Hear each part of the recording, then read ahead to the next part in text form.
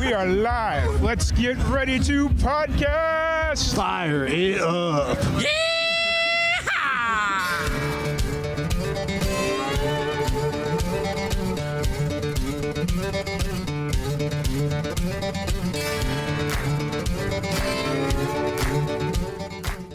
Welcome back to another live and amplified indie fusion podcast. I'm your host, Tom Quiet, and we are back at it again with another amazing podcast. Today, we have a very special guest joining us. We have Niamh MacLennan. How's it going? Hi, I'm doing good. How are you? I'm doing pretty good. It's finally stopped raining over here, so hopefully I don't have to worry about my internet and stuff going out anymore. So, oh, good stuff. It's nice and sunny over here as well. Yeah, we've needed the rain, so I'm happy. So. Yeah. Awesome. How's everything going? You're over in Glasgow, correct? Yeah, that's right. How's everything? Yeah, go ahead. Yeah, it's going good. Yeah, I've been doing a bit of kind of gigs here and there. I've got one coming up next Friday, so that's exciting. That one's over in Edinburgh. Nice. And born and raised in Glasgow, or? No, I am from a village called Applecross, which is in Wester Ross in the Highlands. So it's quite a wee while away. I've moved to Glasgow about a year ago now to study a master's here. Nice. What are you studying? I'm doing Celtic Studies. Nice. It's quite a random thing to study, but it's interesting.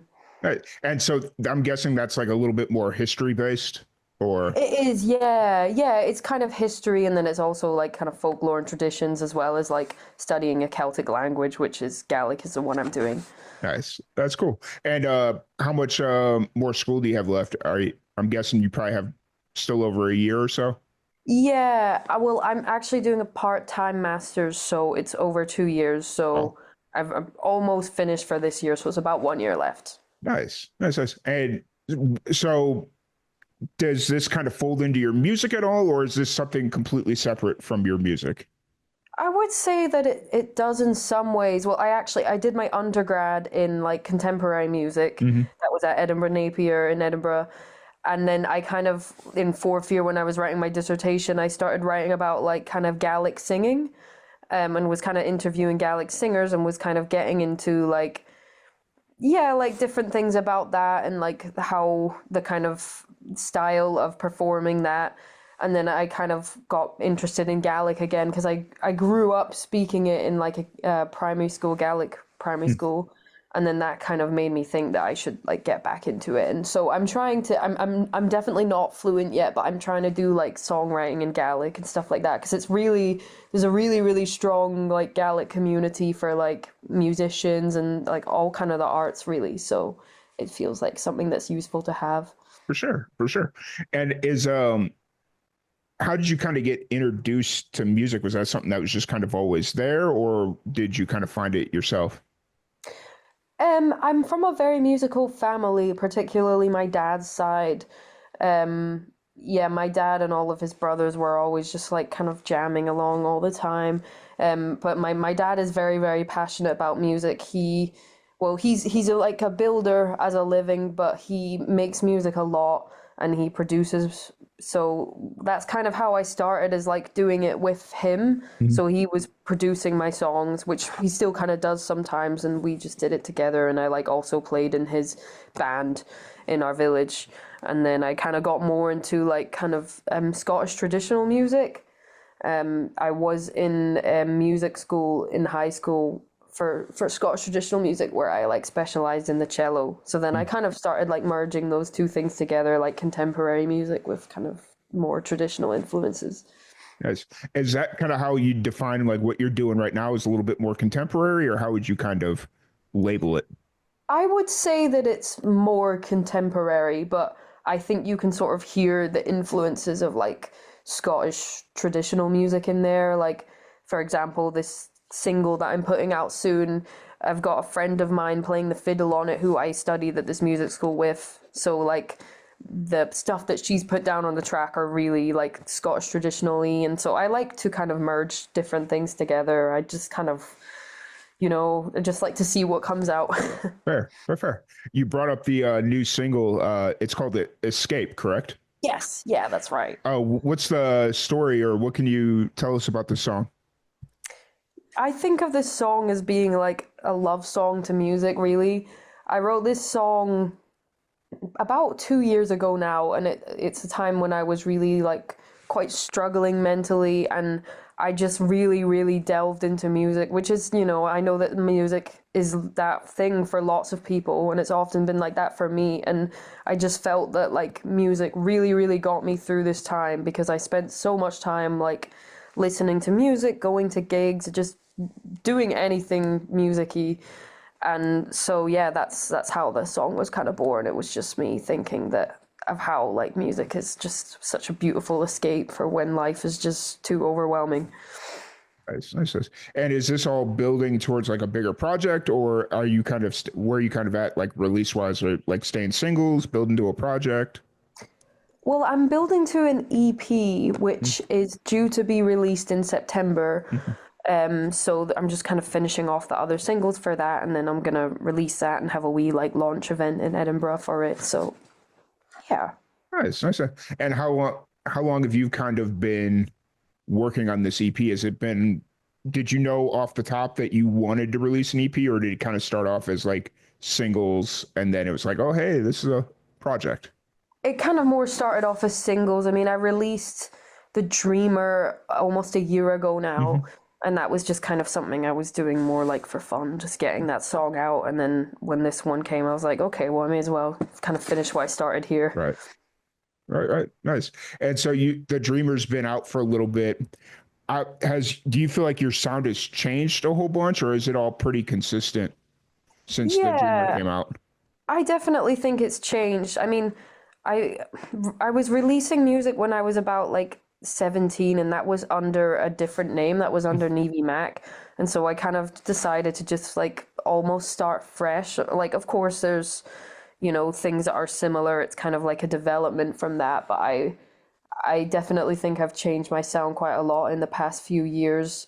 I think a lot of it is just like the kind of subject matter of the Yeah. songs. I think I guess they're kind of getting a little bit sadder now, now that I'm getting older. It happens. You're pulling. Yeah, I'd assume you're probably pulling from like life experience and stuff. So yeah, exactly. Yeah, yeah, yeah, that's it. nice, nice, nice. Oh, so were you, I'm guessing you were doing the previous project. Was that like right around the pandemic? Or Yeah, yeah, it was. Yeah, a little bit was like kind of before. So okay, I started releasing under Niamh Mac when I was like 15 or 16. I'm now 22, so that was quite a while ago. But yeah, there were ones that I released under that during that. But like, there's quite a few of them that I kind of removed from like yeah, streaming services because I just kind of wanted to like start fresh a little bit. So. gotcha. What prompted the change? Um, I think it was just like kind of growing up, really. Like I think, yeah, I think a lot of my older songs, I think were I don't know. I think this happens to people a lot, but they kind of like make me cringe a little bit now because they're all like very, very. Well, I think I still write songs that are quite positive, but like they were almost a little bit too much, Hmm. and now it just doesn't really resonate with me anymore. So, but I will still play these songs at gigs and stuff, and I'm like, I'm still happy with them, but I just don't think it really represents me anymore. Fair.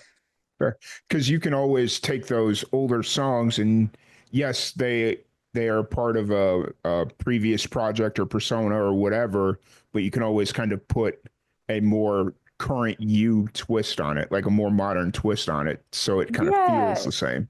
yeah, exactly. Yeah, I mean, well, that's what I've been sort of trying to do in like live performances now that I like usually play with a band. And definitely when I play live with a band, they bring like a kind of heavier sound that I Hmm. think works quite well with the older songs, and I think Yeah. it kind of fights against that whole like overly I don't know how to explain it, but it's just over the top really, my Hmm. older stuff. And I think having like a kind of heavier like energetic band just somehow Yeah. cancels that out a little bit and it works. But like when I recorded these songs, I didn't have a band, Yeah. and with Escape I did have a band with me in the studio, so I think that's given it like a kind of more rockier type of sound. Hmm. It's funny you use the phrase you felt like your older stuff is a little bit over the top, but I feel like that was very much the sound a lot of people were going for, like previous to 2020. And Yeah. so, No, that's true. Yeah, I think particularly with lockdown, like we were all very much kind of like in our feels, yeah, so we ended up like pouring out our feelings a lot, and sometimes it felt like it was too much. right, right. So, you'd mentioned that you've got a show coming up. How often are you playing right now? Are you playing consistently? Yeah, It's pretty much every month at the moment, I would say. So sometimes I have gigs in Glasgow, sometimes in Edinburgh, because I moved from Edinburgh about a year ago. So I kind of feel like I've got a bit more of like a fan base over there in Glasgow. I've kind of just really been doing support slots here and there in Glasgow. So yeah. gotcha. And is it like, are those the two main hubs for musicians right now, or are there little like pockets and stuff that aren't as well known, I guess? Yeah, I would say that those are the two main ones in Scotland. I'm actually not really too familiar with some of the other cities. I know there's a bit of a scene in Dundee and Hmm. Aberdeen, but I think like the main scenes are in Edinburgh and Glasgow, I would say. I mean, they're the two biggest cities, so Yeah. it makes sense. Gotcha. I'm having to refresh my memory because it's been about 5 years since I've had anybody from Scotland on the podcast. So it's like all these cities are like just coming rushing back to me. And it's like, yes, these are all things I've talked about before. So, Nice. um, but no, that's cool. So you're playing about once a month. And are those like you by yourself or are they like full band shows? Usually full band. I definitely prefer playing with a full band. It's just more fun, and I think it suits my stuff more. So. Gotcha. Cool. Is the goal to kind of start like touring, or is that a little bit harder in Scotland? I think eventually I would really, really love to tour. I feel that I'm not quite ready yet. I think I wouldn't consider touring until I was doing like sold out shows Mhm. here, which I've not really done any of them yet. So, but definitely something that I would love to do. Cool. And as far as like creative right now, like are you currently writing, like are you more focused on like recording or writing? Where are you kind of at creatively right now?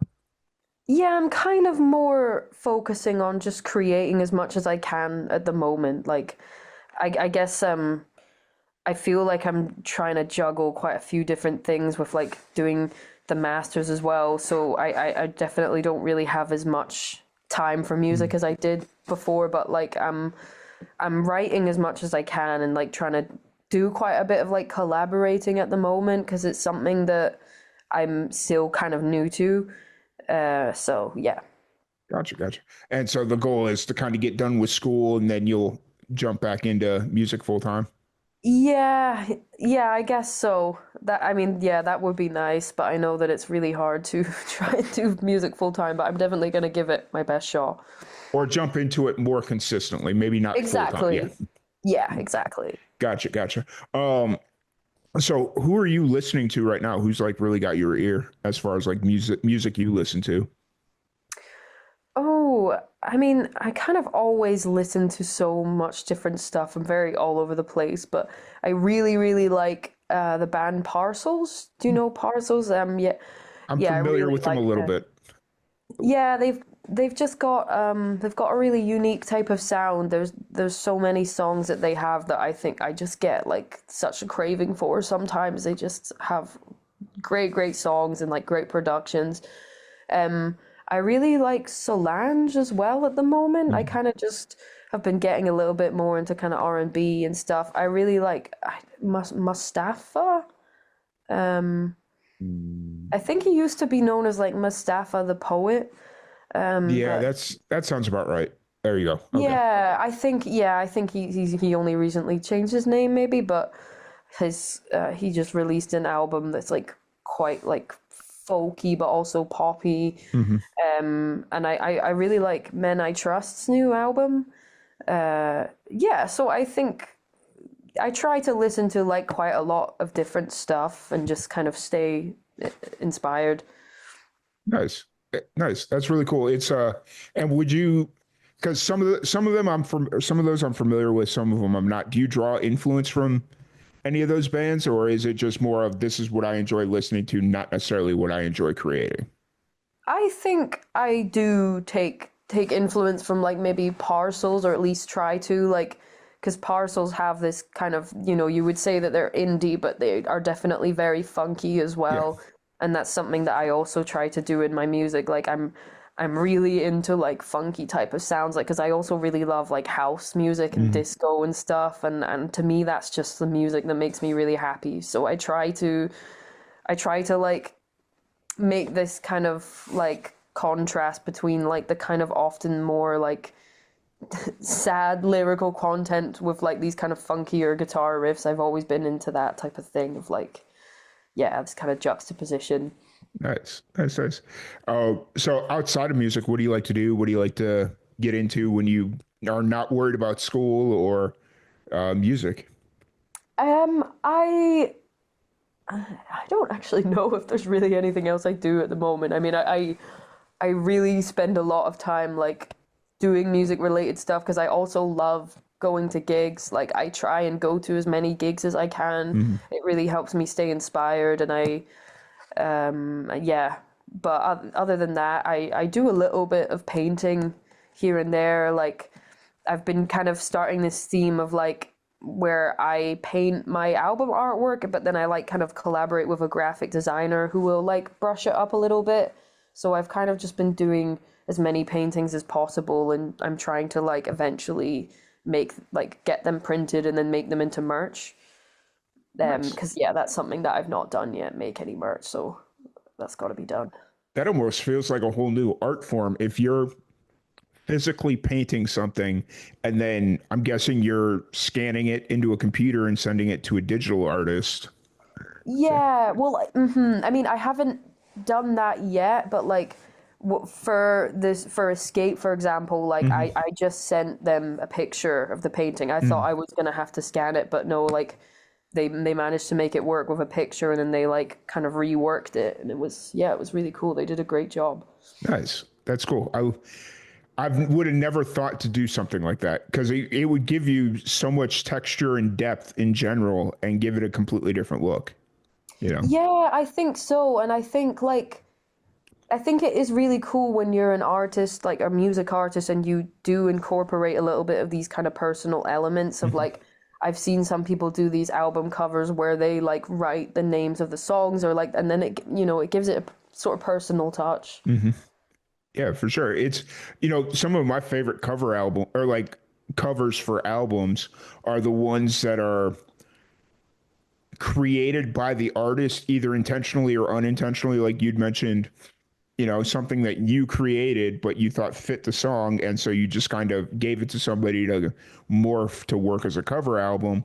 Or it's a very candid, like candid, minimal photo or something that like the artist took and it's just kind of ends up working. Like, like for whatever reason, Yeah. those speak to me. So, Yeah, definitely, definitely. And I think there's so many really great painting album covers that I love, like the iconic kind of banana for the mhm. Velvet Underground. I love that one. Yeah, it's really cool. Like that's why I'm so glad vinyl is making a comeback because we're gonna start seeing some of that creativity come back. You know. Yeah, yeah, absolutely. And I think like albums are just so creative as well, like concept albums and Mhm. stuff. Like it would be nice for like album listening to properly make a comeback, because I Mhm. know that like with streaming it's become very much like singles and stuff, Mhm. but I think that the albums are just great. Oh yeah, is it vinyl not making as big of a comeback in Scotland, or is it starting to? I think that it is, but I definitely think that it's still like most people are kind of listening to singles right now and Hmm. like doing Spotify and stuff. Yeah. But I mean, there's definitely still a scene for it, and yeah, I think with like vinyl, a lot of people like the kind of like aesthetics of it, Mhm. like yeah, but no, there is a scene for it here as well. Gotcha. Gotcha. Gotcha. Yeah, because it's like I know a lot of people that'll go out. Like I was talking to a buddy of mine. He just released his sophomore album, and he was like, honestly, I've got vinyl coming, but in the meantime, what he did was he just printed the cover of the vinyl and framed it. So like he just like, because he's Okay. like, that's what 90% of the people are doing. So it saves me a whole bunch of money. It saves y'all a whole bunch of money. If you're just going to frame it and put it up, you know, it's a, That's a really good idea. yeah. And it's like, I'm not saying that I do that, but I do have a tendency to not listen to vinyl as much as I could. But it's also because my vinyl player isn't that good. I haven't invested in like a really good vinyl player. Yeah. So, I've never owned a vinyl player. I've just kind of been put off by like the expenses of it. Um, but I know and I feel quite bad about it because I know that like streaming is so bad for musicians. Like financially, it's so hard to make money. I mean, I honestly just like a good old CD mm-hmm. because I do have a CD player and I try to buy them when I can. But Yeah, like, I think even the vinyl players themselves can be quite expensive, especially if you want to get like a yeah, good quality one. But yeah. I also think that they're really cool and like they just look really nice. Oh yeah. The good ones are very expensive, but you can find like cheap little suitcase ones that are like self-contained. It has like a little speaker and all that stuff. Those aren't too expensive, but they also don't sound that good. So Okay, yeah, I yeah. see. Yeah, it'd still be a cool thing to have though. Like, I guess there is something quite nice about it when it's not even that like good quality, like the kind of like grainy type of sound. It can work really well for certain types of music, I think. Mhm. Like, especially some artists who are trying to create that kind of like vintage feel in their songs. Yeah, absolutely. So you've got Escape coming out soon. Have you announced the date for that yet, or Yeah, so it's coming out on the 11th of April, so just less than a week now. nice? What's running through your mind right now as far as you're approaching the final week here of the release? I guess I'm a combination of excited and nervous. I think it's often a little bit like that. Like I'm really excited to share it with people, but I'm Hmm. also just like constantly feeling like, oh, am I doing enough to like kind of get it out there? Like, am I sending it to enough like, blogs and radios and stuff? But I think I'm trying not to stress too much about it and just enjoy it and just feel like proud with this piece of work I've made. Yeah. I mean, I will say you've took the first step, you're releasing it. Like I know a lot of musicians that'll worry about am I promoting it enough instead of just putting it out there. Like, yes, I understand like Yeah, recording music is expensive and all this stuff, but at the end of the day, you created it. So just get it out there. And I think so as well. Yeah, and I think a really important way to think about it is it's just like you're kind of building up your portfolio mhm, because I think I've definitely tried to like kind of work, maybe I've done it a little bit too much, but I've tried to work against like perfectionism mhm, because I've definitely seen like some extremely talented musicians and artists who have like never put anything out or because they've just been like worried about perfection. But I actually really admire it when people are just quite fearless and just putting things out all the mhm. time. Like I think when I put stuff out when I was younger, it wasn't very good, but like I'm still happy that like I made that first step of putting it out because it's all a learning curve, Mhm. really. Yeah. Because you didn't think it was very good doesn't mean somebody else thought it was the greatest thing ever. Yeah, exactly. I mean, that's the thing. Like music is so subjective and like you never really know what kind of response it's gonna get. Like there's been a lot of songs over the years that haven't really had top-notch production or things like that, but there's just been something about it that people really liked. Mhm. So you just never know. Oh yeah, for sure. I mean, I can't tell you how many times I've listened to a full album or a vinyl and like those B-side songs that were just kind of on the album to fill it out. Some of those are my favorite songs. So, Yeah, same here. Yeah, sometimes I've listened to those kind of B-sides and been like, "Oh, I feel like this should be the hit." I don't know yeah, why this didn't end up becoming the hit, but yeah, it's really hard to know what's gonna be popular, I think. right. Right. You don't know what's going to resonate. You don't know. You just don't know. So, Yeah. The fact that Yeah, it, and there's so much that goes into it, really. yeah, the fact that it made the album, that's the win right there. So Yeah, yeah, absolutely. yeah.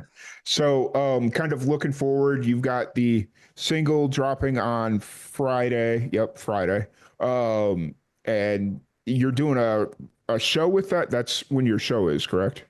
Yeah, that's right. It's a support gig. It was kind of a last minute thing, but it's supporting an Edinburgh indie band, Eyes of Home. So yeah, it was really nice to get offered that because I always feel that I should have a gig on like the day of a release. So Nice. That's nice. yeah. Now, are you going to release another single before the full project, or is this kind of the last one? Yeah, I'm gonna just release them all as singles. Hmm. I don't know whether that's a bad idea but like I don't know. I've heard some people say that like you should just like try and release as many singles as possible right Hmm. now. I mean, I kind of try to not get too caught up in like the trends, if you know what I mean. Well, because I think you need to a little bit, but then like sometimes that can be at odds with like what you're trying to create. But I just felt like it would be a good idea because people were saying that like you should just release like a bunch of singles right now, like so I may as well do that if I've got them, and then eventually they'll all just get put together in that EP. So I'm gonna kind of consistently release them all until the EP is released in September. So this Escape in April, and then like later on in June there'll be another one, and then the other one in September. So Nice. That's awesome. That's kind of the way to do it right now, especially if you're just trying to get the music out there and primarily relying on Spotify. That's kind of the way to do it. So yeah, yeah, I think so as well. nice. Nice. So I don't want to keep you here too much longer, but if people want to check out the new single, watch or see what your social media is about, where can people find you? So I'm pretty much Niamh MacLennan on everything. Niamh MacLennan on all streaming platforms, SoundCloud, etc., TikTok and Instagram. So yeah.